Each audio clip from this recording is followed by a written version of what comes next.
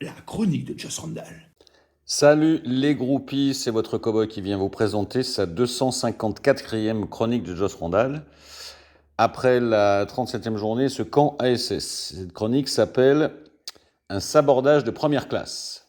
Je la commence avec une citation d'Alain Leblay qui dit « Si tu te tires une balle dans le pied, ne t'en prends pas à l'armurier ». Alors comme chantait le grand Jacques, t'as voulu voir Vesoul et on a vu Vesoul, et ben nous on voulait voir Début et on a vu Début. Ça c'est sûr. Sauf que, quitte à en voir autant, on aurait sûrement préféré que la répartition soit différente, et surtout que le scénario soit différent. Alors certes un match spectaculaire, mais encore un match à saveur de début d'été en roue libre, qu'on voit en mode détendu avec les potes. Détendu aussi la concentration de l'équipe sur le terrain visiblement. En résumé, encore un match qui aurait pu nous rendre dingues s'il avait eu lieu plus tôt dans la saison, à une époque où les jeux n'auraient pas été faits. Chapitre 1, au sabordage. Alors, il semblait donc que samedi, le maître mot était détente. Alors, il n'en fallait pas plus à la légende Jeannot D pour essayer de m'enfumer comme un renard avec un cocktail quasi molotov, dont le jeu consistait à trouver la recette. Alors bon, moi, j'ai pas trouvé les composants, et heureusement, car c'était visiblement un truc à anesthésier un ours. Ce qui m'a donc permis de voir cette première mi-temps très aboutie, spectaculaire et agréable. Peut-être une des meilleures mi-temps de l'équipe cette saison, sans doute, car tout y était. Un réalisme clinique devant, avec les 11 et 12e buts de notre Just Wajigolo, enfilé avec la prestesse d'un caméléon sous cocaïne. Une relation technique Just Wajigolo Krasoboko très plaisante et très efficace, et qu'on aura malheureusement sans doute vu pour une des dernières fois. Du pressing, du mouvement, de la disponibilité. Un milieu efficace et relativement intense, avec un très bon Mouefek la police, bon, sauf dans les frappes, et un bon Mortal Fomba. Bref, à la mi-temps, je considérais que tout allait pour le mieux, tranquille. Et j'étais d'ailleurs toujours clair pour voir le début de la deuxième, dans une bonne ambiance. J'ai même eu le temps de voir notre Just Wajigolo à la 46e, puis Krasoboko à la 56e bouffer la feuille du 0-3, comme qui rigole. Autant vous dire que je n'étais pas inquiet sur l'issue de la partie et que je commençais même à chercher les ingrédients du cocktail de Jeannot.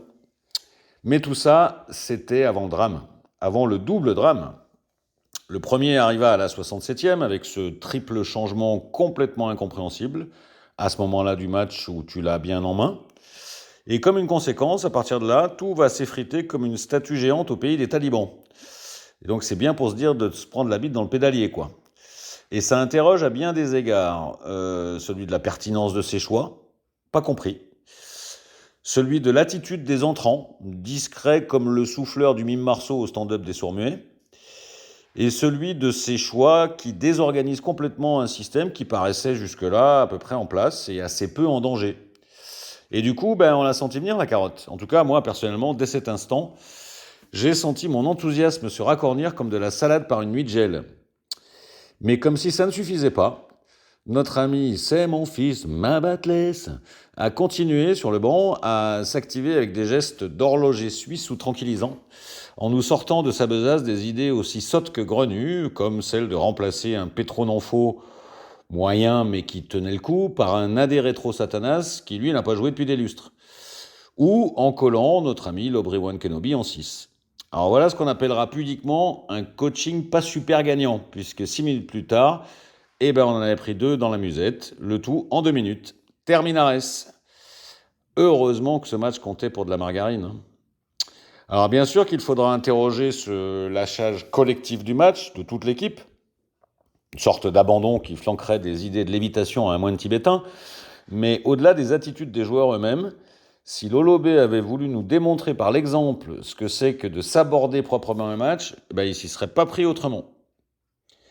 Chapitre 2, la balance risque-bénéfice. Alors on a beau s'en défendre, on pense déjà à l'après, tous.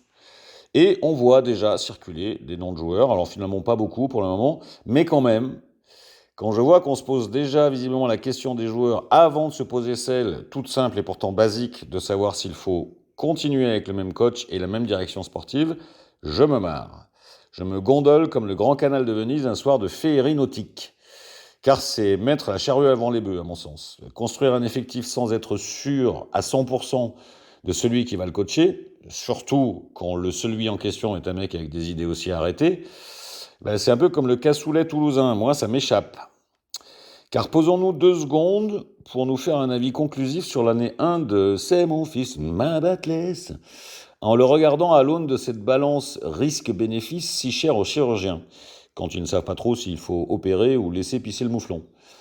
Alors, d'un côté, le plateau des bénéfices, dans l'idée de continuer avec Laurent Batless. Alors, vous l'avez compris depuis quelques temps déjà, moi personnellement, je considère que la première année de Lolo à la SS est plutôt un échec.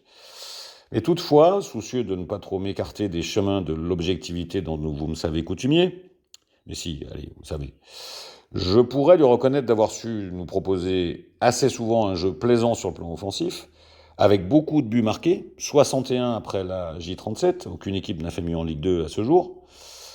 Ensuite, il ne faudra pas écarter complètement sa responsabilité dans le redressement de la situation à partir de janvier, même si on pourrait bêtement considérer que c'est moins grâce à lui que grâce à la mercato d'hiver, qui corrigea qualitativement un effectif bancal que lui avait contribué à construire à l'été.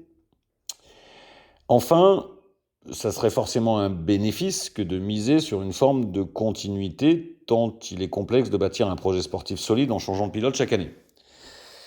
Et maintenant, quand on regarde le plateau des risques, là, on voit qu'avec 57 buts encaissés à la J37, la SS, elle a presque le bonnet d'âne de la Ligue 2.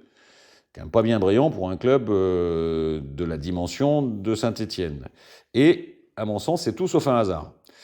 Alors, au-delà d'un niveau moyen de nos défenseurs, probablement en dessous du niveau de la mer, alors là, je parle de l'ensemble de l'effectif, pas particulièrement de ceux qui ont fini par devenir les titulaires indiscutables, je fais ici surtout allusion au grand dogmatisme de notre ami Lolo, dont on a déjà parlé, arc-bouté sur un système, un plan de jeu, et avec pas forcément tous les joueurs pour le faire dans la durée. Une forme de rigidité conceptuelle entraînant une absence d'adaptabilité et du nécessaire pragmatisme stratégique pour atteindre cet objectif. Ce qui a d'ailleurs conduit un pote à moi à le surnommer un brin ironiquement « Pouette Granola ». Bon, tout le monde comprend l'idée, mais bon, ce pote-là, en l'occurrence, il aime bien donner des sobriquets à tout le monde, comme un fumeur stupide, quoi. Et là, tout le monde voit bien le risque majeur qu'il y aura à continuer avec une sorte d'Attila du 5-3-2. Attila, celui dont cause le louche dans les uns et les autres. Grand risque aussi qu'il y aura à construire un effectif, car alors il faudra bien le faire, pour un coach qui n'a qu'un plan de jeu en tête. Parce que là, dans la famille, ça passe ou ça casse, je demande le père. Alors il reste peu de temps pour prendre cette décision, enfin je dis ça en même temps, je ne sais même pas si c'est un sujet au club, car après, il faudra aller vite pour le construire l'effectif. Alors si je devais donner un avis purement personnel, et vu que c'est moi qui écris la chronique, vous vous doutez bien que je ne vais pas me gêner, je dirais qu'au titre de la nécessaire continuité dans la construction du projet, il faudrait probablement continuer avec un « c'est mon fils, ma Batless », mais en trouvant les joueurs qui conviendront parfaitement à son plan de jeu principal. Mais j'ajouterais à la condition sine qua non que notre ami Lolo B arrête de faire le sourd aux critiques qu'il a forcément entendues. Et je ne sais pas pourquoi, mais j'ai l'impression que là, on a quand même touché du sourdingue de première catégorie.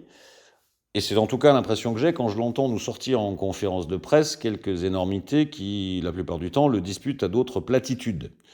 Remarquez, l'avantage d'être sourd, c'est qu'on n'entend pas les conneries des autres tout en continuant à en débiter soi-même.